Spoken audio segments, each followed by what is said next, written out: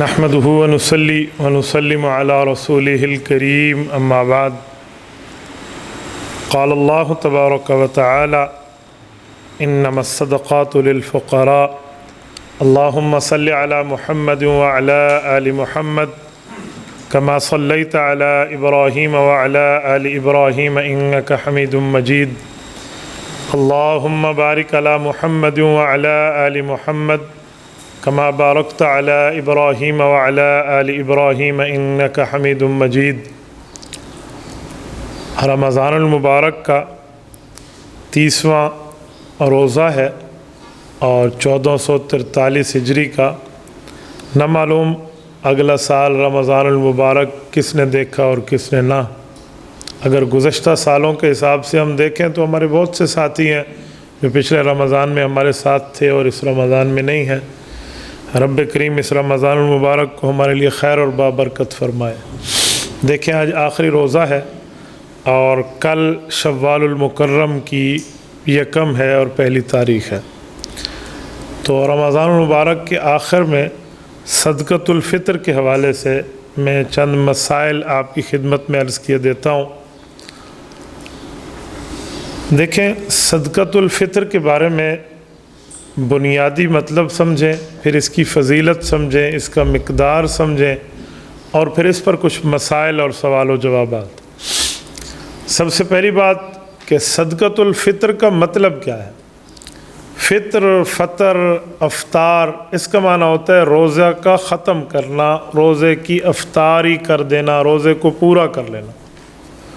تو صدقۃ الفطر کا معنی وہ صدقہ جو روزوں کے مکمل ہونے پر ادا کیا جاتا ہے، اس کو صدقۃ الفطر بھی کہتے ہیں، اس کو فطرانہ بھی کہتے ہیں، اس کو زکوٰۃ الفطر بھی کہتے ہیں، مختلف اس کے نام ہیں۔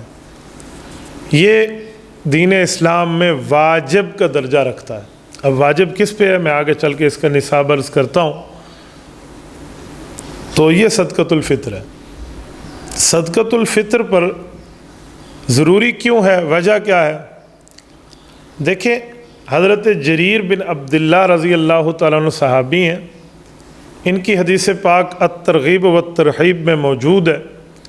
یہ حضور اقدس صلی اللہ علیہ وسلم کے ایک فرمان کا مفہوم یوں نقل فرماتے ہیں کہ جب مسلمان روزہ مکمل کر لیں تو ان کا روزہ زمین اور آسمان کے درمیان پینڈنگ، معلق، لٹکے ہوئے ٹھہرے ہوتے ہیں اس وقت تک جب تک صاحب نصاب صدقۃ الفطر ادا نہ کر لے، اور جب صدقۃ الفطر ادا ہو جائے گا پھر روزوں کو قبولیت میں کوئی نہیں روک سکتا۔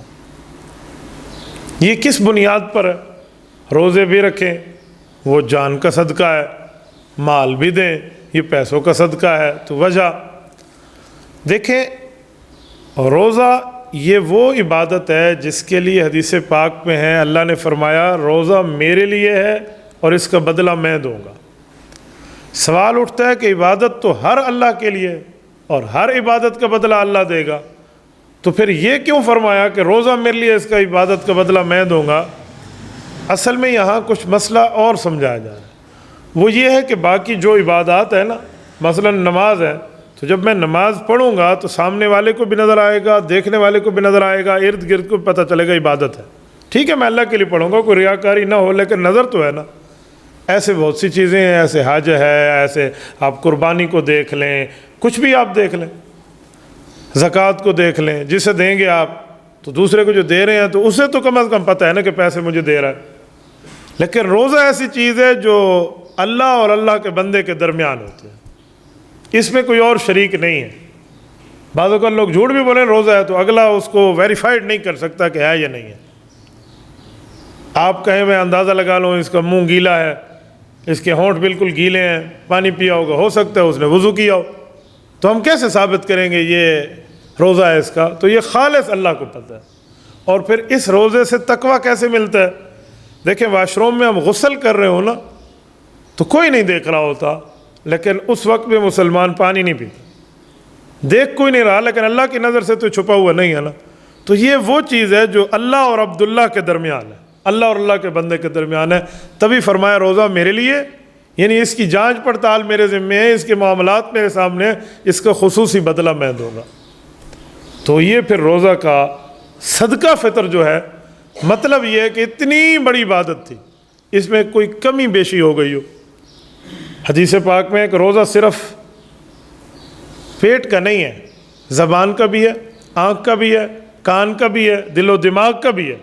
کیا مطلب؟ یعنی غیبت نہ کریں، بد نظری نہ کریں، برا بول نہ بولیں، برا بول نہ سنیں، برائی کو دیکھیں نہیں، یعنی مختلف چیز۔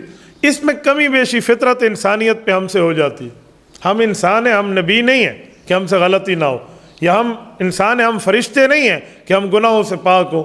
ہم سے غلطی ہوگی تو اس کا علاج اللہ سے معافی مانگ لینا ہے۔ بہت سے لوگ اس غلط فہمی میں مبتلا ہوتے ہیں کہ بھائی ایسا وظیفہ بتا دیں جس کو پڑھنے کے بعد ہم سے گناہ ہی نہ ہو۔ ہمارے صوفیاء کرام بزرگان دین لکھتے ہیں کہ ایسا وظیفہ اس دھرتی پہ یا نبوت کے لیے ہے یا فرشتوں کے لیے، امت کے لیے نہیں ہے۔ امتی سے گناہ ہوگا تو جب گناہ ہوگا تو پھر تو کہا گناہ ہونے سے اللہ کی نظر سے نہیں گرتا، وہ تب گرتا ہے جب اس گناہ پر مضبوط رہے، توبہ نہ کرے۔ اگر گناہ کے بعد توبہ کر لیا اور توبہ اس نے کر لی تو حضور پاک علیہ الصلوۃ والسلام کی حدیث کا مفہوم ہے التائب من الذنب کمن لا ذنب لہ، کہ گناہ سے توبہ بندے کو ایسے کر دیتی ہے گویا اس نے گناہ کیا ہی نہیں تھا۔ جب نہیں کیا تھا تو اللہ کی نظر میں یہ محبوب تھا، تو اب گناہ کے بعد توبہ کرنے کے بعد بھی اللہ کی نظر میں ویسا محبوب ہے۔ تو یہ چیز ہے۔ اب اللہ رب العزت کے اتنے بڑے اچھے کام کے معاملات میں ہم سے کوئی کمی کوتاہی تو ہو گئی ہوگی، تو صدقہ فطر اس کمی کوتاہی کو پورا کر دیتا ہے۔ یہ ہے صدقۃ الفطر، یہ بنیادی مقصد۔ اور مقصد بھی ہے کہ غریب کا چولہا جلے گا، دوسرے کے سامنے کوئی نیکی کا اظہار، یہ مختلف اور ہے، لیکن بنیادی مطلب یہ ہے، یہ صدقۃ الفطر ہے۔ جیسے ہم لوگ حج اور عمرے پہ جائیں، جتنی بھی احرام کی پابندی کریں، بہت سی چیزیں ایسی ہوتی ہیں جو فطرت انسانی پہ ہم سے اوپر نیچے ہو جائیں گی۔ مثلا بال ہم نے توڑنا نہیں ہے نا، ہم احرام میں ہیں، لیکن وضو کے خلال کے دوران کوئی بال مجھ سے گر گیا تو اب میں داڑھی کے بالوں کو کوئی الفی لگا کر تو نہیں ٹھہرا ہوا، تو اس کے اوپر دم تو ہے نہیں، اب ظاہری بات ہے صدقات ہے تو بندہ صدقہ ویسے ہی دے دیتا ہے۔ تو جیسے وہ عمرے اور حج کا صدقہ ہم ویسے دے دیتے ہیں، اپنے حج اور عمرے کی کمی اور بیشی کے معاملات کو ٹھیک کرنے کے لیے، تو صدقۃ الفطر روزے کی کمی بیشی کو ٹھیک کرنے کے لیے ہوتا ہے۔ اب صدقۃ الفطر کتنا ہے؟ یہ گندم کے لحاظ سے، جو کے لحاظ سے، کشمش کے لحاظ سے، کھجور کے لحاظ سے، یہ چاروں چیزوں کے نام حضور علیہ السلام نے خود حدیث میں لیے ہیں۔ گندم کا، جو کا، کشمش کا اور کھجور کا، یہ چاروں آپ علیہ السلام نے خود طے فرمائے ہیں۔ یہ نہیں ہے کہ آپ کسی سیب کے حساب سے دے دیں، کیلوں کے حساب سے دے دیں، مالٹے کے حساب سے دے دیں، اس میں ہم اپنا عقل نہیں چلا سکتے۔ یہ حضور پاک علیہ الصلوۃ والسلام کی طرف سے متعین کردہ چیز ہے۔ ہاں، آپ جب ان چیزوں کا ریٹ کے حساب سے قیمت دینا چاہیں تو بھی اس کی گنجائش موجود ہے کہ اس سے اگلے کا فائدہ ہو رہا ہے۔ تو یہ چاروں چیزیں ہیں۔ ان میں جو گندم ہے وہ 2.25 سیر ہے۔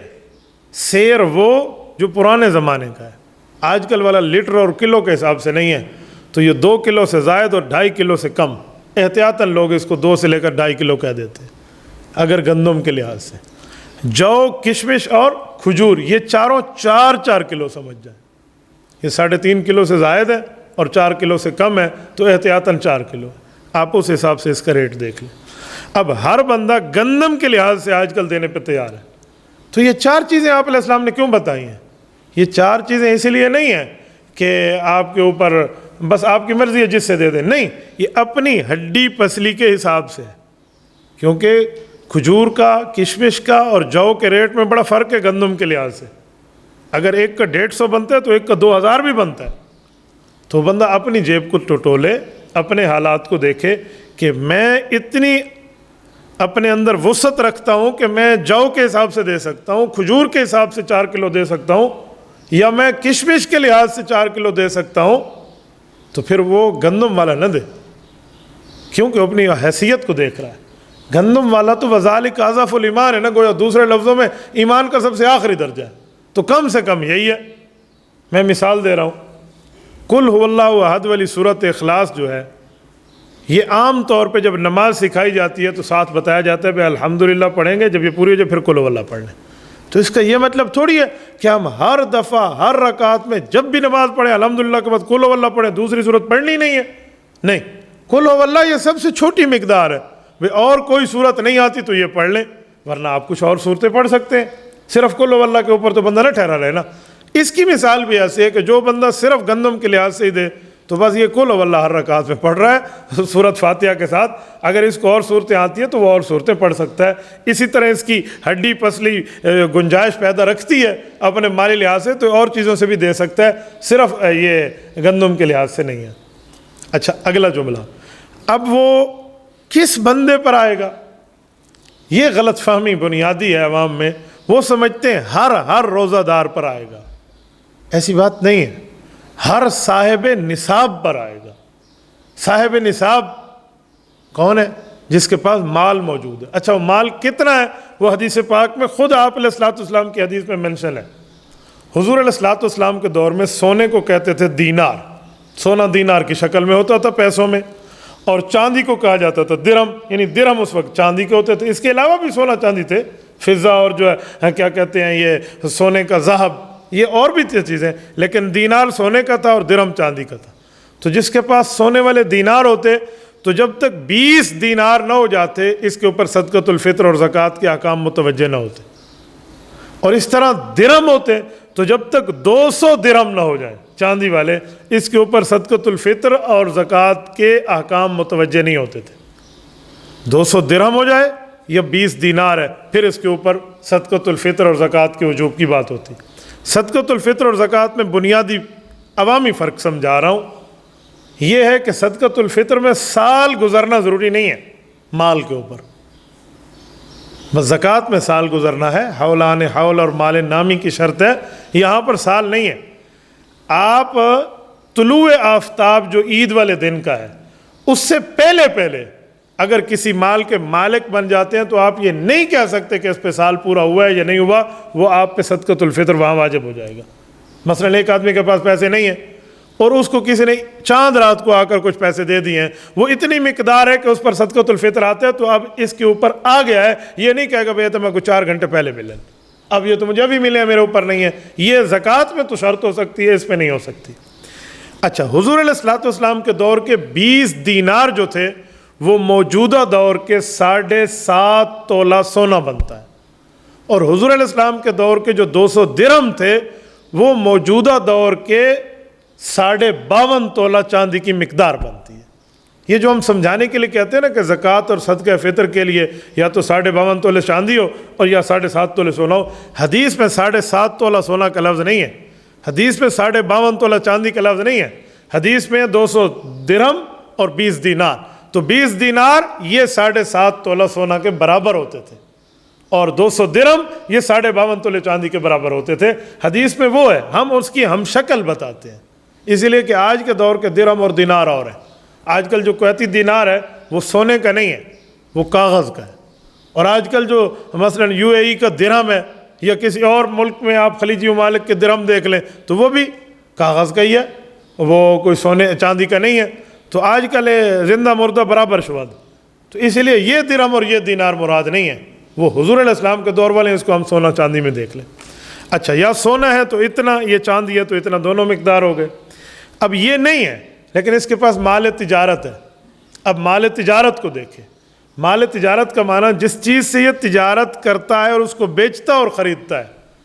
مال تجارت سے ایک چیز نکل گئی، مثلا ایک آدمی مثلا لوہار کی دکان پہ کام کرتا ہے، اب لوہار کے جو اوزار ہوتے ہیں جس سے یہ نلکے کی موٹر کی فٹنگ کرتا ہے یا اس کو اتارتا ہے، تو اوزار اس پہ شامل نہیں ہے کیونکہ وہ مال تجارت نہیں ہے۔ مال تجارت وہ چیز شمار ہوگی جو یہ بیچ رہا ہے یا خرید رہا ہے۔ ہاں اس کے پاس اوزار پڑے اور یہ اوزار کی خرید و فروخت کرتا ہے پھر تو وہ شامل ہوں گے، لیکن جو اس کے گھر کے، اس کے دکان کے اوزار ہیں وہ استعمال میں آتے ہیں تو وہ شامل نہیں ہے، تو اس کو یہ مال تجارت ہے۔ اسی طرح یہ بعض اوقات ایسا ہوتا ہے کہ انسان نے کسی کو قرضہ دیا ہوا ہوتا ہے، اب وہ قرض 2 طرح کا ہے، آپ کو پتہ ہے بندہ کھانے والا نہیں ہے، مجھے دے گا، آج دے گا یا مقررہ تاریخ پہ دے گا، نہیں تو مہینے 2 بعد دے گا، صحیح مجھے کھا نہیں گیا، تو آپ اس مال کے مالک ہیں۔ پھر یہ نہیں ہے کہ آپ نے ادھر دیا، وہ آپ اس کے مالک ہیں، اس کی زکوٰۃ اور اس کی باقی معاملات آپ پر ہیں۔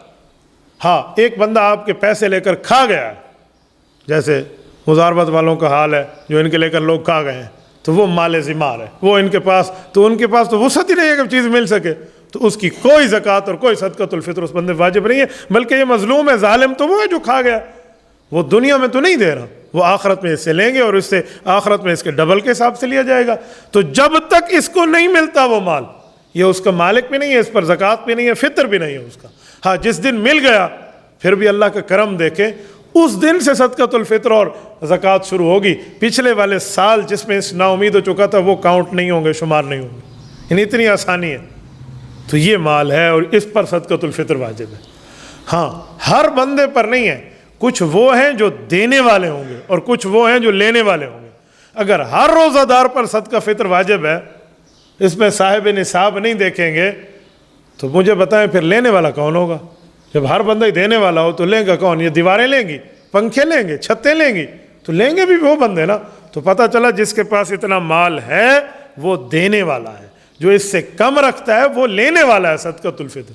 تو ہر پہ نہیں ہے، مالدار پہ، اور مالدار کی یہ مقدار سونے اور چاندی کی شکل میں نے آپ کو بتا دی۔ اب میں نے جو رات معلومات لی ہیں نا کہ رات کے حساب سے جو گزشتہ رات ہے چاندی کا ریٹ کتنا ہے، یہ 200-300 روپے کم 80,000 روپے بنتا ہے، یعنی 200-300 روپے اگر نکال لیں 80,000 سے، یہ 52.5 تولہ چاندی کی مقدار بنتی ہے۔ اس کو 80,000 سم تھنگ سمجھ لیں آپ بس احتیاطاً، یعنی اتنے پیسے اگر کسی کے پاس پڑے ہوئے ہیں، یا اتنے پیسوں کو اس کا مال تجارت ہے، یا اتنے پیسے کے سونا چاندی کے زیورات اس کے پاس ہے، اور ضرورت سے زائد ہے، موبائل ضرورت ہے، گاڑی ضرورت ہے، گھر جس میں رہتا ہے وہ ضرورت ہے، پہننے کے کپڑے وہ ضرورت ہے، فریج ہے، باقی چیزیں یہ ضرورت ہے، جو ضرورت سے زائد ہے اگر اس کی مالیت بھی یہی نکلتی ہے تو بس اس کے اوپر پھر صدقۃ الفطر واجب ہو گیا۔ یہ ہے صدقۃ الفطر کی اس کی مقدار۔ اب اس نے یہ صدقۃ الفطر دینا ہے۔ اب صدقۃ الفطر بعض بندوں کی طرف سے واجب ہے اور بعض بندوں کی طرف سے مستحب ہے۔ صدقۃ الفطر بندہ اپنی نابالغ اولاد کی طرف سے دے گا، یہ اس کے اوپر واجب ہے۔ اگر یہ اتنے مال کا مالک ہے تو اپنے نابالغ اولاد کا یہ دے گا۔ ہاں بالغ اولاد کا دینا چاہے تو واجب نہیں ہے، دے سکتا ہے، ان کو اطلاع کر دے دے، مستحب کام ہے، اچھا کام ہے۔ بیوی کی طرف سے دینا چاہے اس کو بتا دے، اس کی طرف سے دے دے۔ ایسے ہی ہے کہ یہ گویا ان کے لیے یہ احسان کر رہا ہے، واجب اس کے اوپر نہیں ہے۔ ایک بات اس پر بنیادی مسئلہ سمجھیں، وہ ہمارے اوورسیز پاکستانیوں کے لیے نیٹ کے ذریعے ان تک یہ بات دنیا میں جاتی ہے۔ کچھ لوگ باہر ممالک میں ہیں، اب وہ صدقۃ الفطر دینا چاہتے ہیں، یہاں کچھ لوگ ڈنڈی مارتے ہیں اور کچھ ناواقف ہوتے ہیں تو مسئلہ غلط کر بیٹھتے ہیں۔ ملک سے باہر ہے ایک آدمی تو وہاں کا اعتبار ہوگا جہاں رہتا ہے، یہ نہیں ہے کہ جس ملک کا باشندہ ہے اس ملک کے پیسوں کا اعتبار ہوگا، جی نہیں۔ اگر کوئی پاکستانی سعودیہ میں رہتا ہے تو سعودیہ میں اس کے اوپر صدقۃ الفطر کتنا آتا ہے وہ دیکھا جائے گا، پاکستانی ریٹ نہیں دیکھا جائے گا۔ اچھا جو نابالغ بچوں کا باپ دے گا تو اس کے اگرچہ نابالغ بچے پاکستان میں رہتے ہوں، والد ادا کر رہا ہے وہ اس وقت کرنٹ لوکیشن اس کی سعودی عرب ہے، تو پھر یہ اپنے نابالغ بچوں کا بھی حساب وہی رکھے گا اگرچہ وہ پاکستان میں رہتے ہوں، پیسے وہاں کا حساب لگائے گا۔ ایسے ہی ایک بندہ امریکہ میں چلا گیا تو یہ وہاں کا حساب رکھے گا۔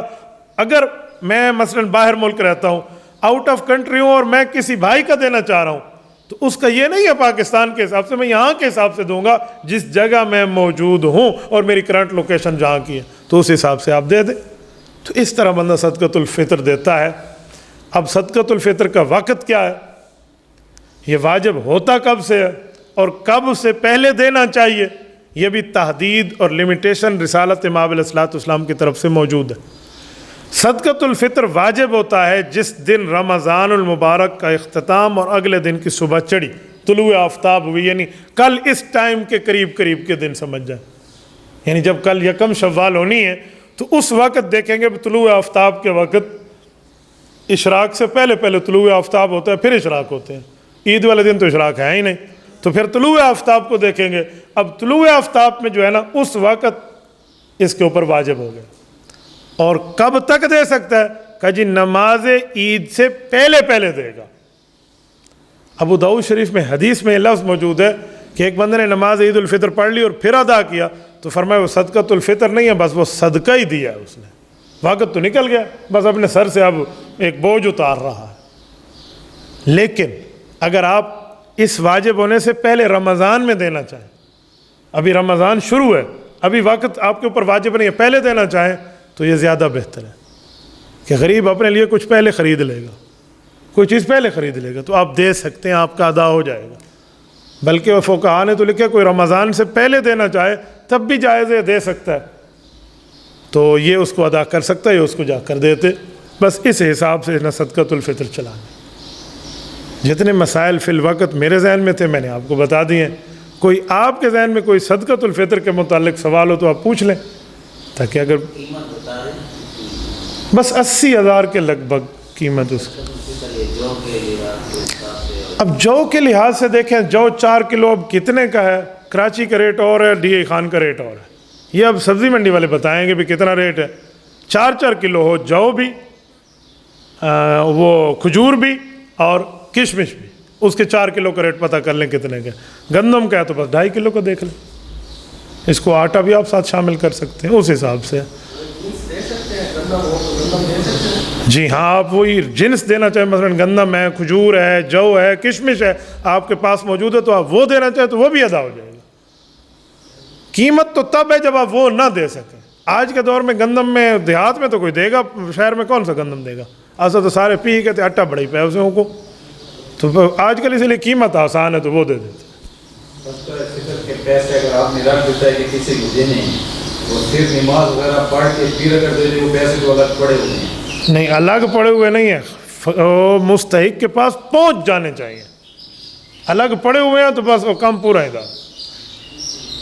جیسے حدیث پاک میں قربانی کا وقت اللہ کے رسول نے بتایا نا، رسول اللہ صلی اللہ علیہ وسلم کے دور میں جب قربانی واجب ہوئی تو آپ علیہ السلام نے بتایا کہ ہم پہلے جائیں گے، نماز عید الاضحیٰ پڑھیں گے، فصلی لربک وانحر، پہلے نماز ہے اور پھر قربانی ہے۔ تو جن تک یہ بات نہیں پہنچی تھی انہوں نے نماز عید الاضحیٰ سے پہلے قربانی کر ڈالی۔ آپ علیہ السلام نے غصہ نہیں فرمایا لیکن مسئلہ بتا دیا، فرمایا جس بندے نے پہلے ذبح کیا نماز سے پہلے وہ بہت اچھا ہے، وہ گھر والوں کو گوشت کھلا رہا ہے، یہ نہیں کہا کہ قربانی ہوئی ہوئی۔ فَإِنَّمَا هُوَ لَحْمٌ يُقَدِّمُهُ لِأَهْلِهِ، بس وہ گوشت کی دعوت کر رہا ہے اپنے گھر والوں، یعنی یہ اشارہ دیا کہ وہ قربانی نہیں ہے، قربانی نماز کے بعد میں ہے۔ اور جس بندے نے قربانی نہیں کی وہ میرے ساتھ عید پہ کیا، اب ہم واپس آ گئے عیدگاہ سے، حضور نے فرمایا وہ اب ذبح کر لیں، یعنی اس کا وقت اب اللہ کے رسول نے خود بتا دیا۔ تو ایسے صدقۃ الفطر کا بھی وقت اللہ کے رسول نے بتایا ہے۔ یہ نہیں ہے کہ میں پیسے علیحدہ کر کے ایک طرف رکھ دوں، فارغ ہوں گا تو ایک دن بعد دے دوں، یا نماز عید الاضحیٰ پڑھ کے دے دوں، عید الفطر پڑھ کے دے دوں، یوں نہیں ہے، غریب تک پہنچنے چاہیے اس وقت سے پہلے پہلے۔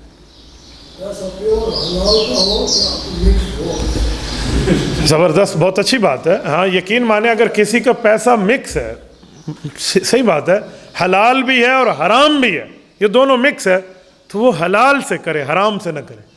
حرام مال کو ثواب کی نیت سے خرچ کرنے پر بندہ ایمان سے بھی ہاتھ دھو بیٹھتا ہے اور اپنی جان سے بھی ہاتھ دھو بیٹھتا ہے، مراد بیوی، ایمان بھی گیا اور جان بھی گئی، ٹھیک ہے۔ تو اسی لیے بہتر ہے کہ بندہ حلال۔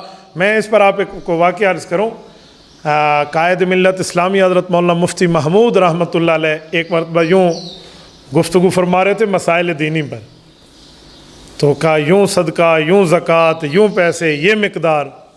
کسی نے یوں کہہ دیا کہ حضرت حرام مال میں اندر زکوٰۃ کتنی ہے، حلال مال کی زکوٰۃ آپ نے بتائی۔ تو مفتی محمود رحمۃ اللہ علیہ کے جواب بڑے حکیمانہ ہوتے تھے۔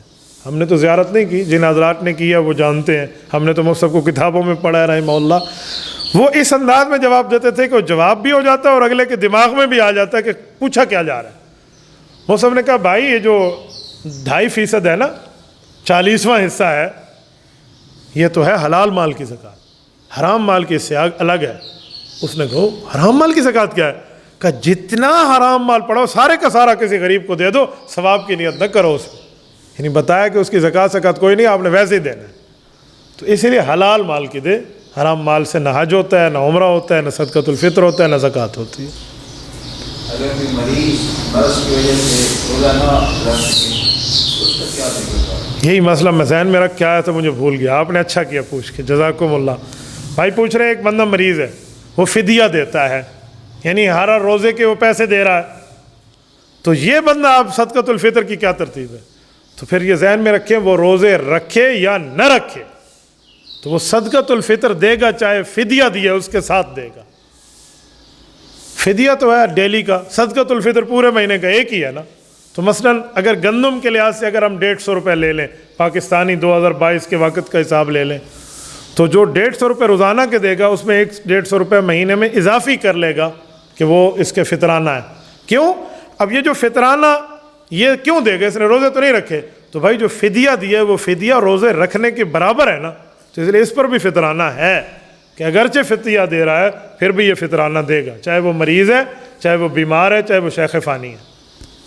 ایک بچہ اگر پیدا ہو نماز سے پہلے تو اس کا بھی دینا پڑے گا. نماز سے مراد یہ نماز سے پہلے اگر بچہ پیدا ہوتا ہے، طلوع آفتاب کے وقت سے پہلے پیدا ہو گیا وہ تو شامل ہے، طلوع آفتاب کے بعد والا شامل نہیں ہے. یعنی یکم شوال کی طلوع آفتاب سے پہلے پہلے کسی بندے کی بچہ پیدا ہو جاتا ہے تو اس کا تو واجب ہو گیا، کیونکہ ٹائم پر آ گیا. وہ ٹائم کے بعد ہے، کیونکہ اب تو وجوب ہو چکا ہے نا. وجوب ہونے کے بعد، دن چڑھنے کے بعد کوئی بچہ پیدا ہوا ہے تو تھوڑا ذرا صبر کر کے تو ٹل گیا ہے تو پھر وہ نہیں ہوگا. الحمدللہ رب العالمین والعاقبۃ للمتقین والصلاۃ والسلام علی سید الرسل وخاتم النبیین. ربنا ظلمنا انفسنا وان لم تغفر لنا وترحمنا لنکونن من الخاسرین. ربنا آتنا فی الدنیا حسنہ وفی الآخرۃ حسنۃ وقنا عذاب النار وادخلنا الجنۃ مع الابرار. یا عزیز و یا غفار یا ارحم الراحمین.